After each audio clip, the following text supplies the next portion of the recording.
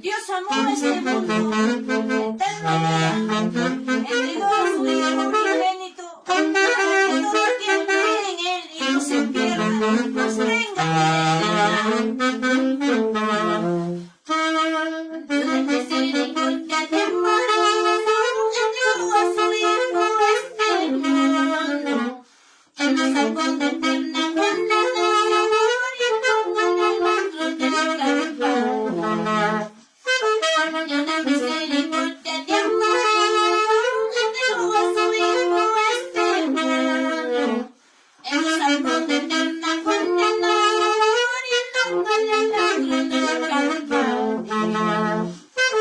Jesús resucitó, al cielo Él ascendió, gloriosamente venció ya. Él dijo que volverá a responder, pero en su nombre.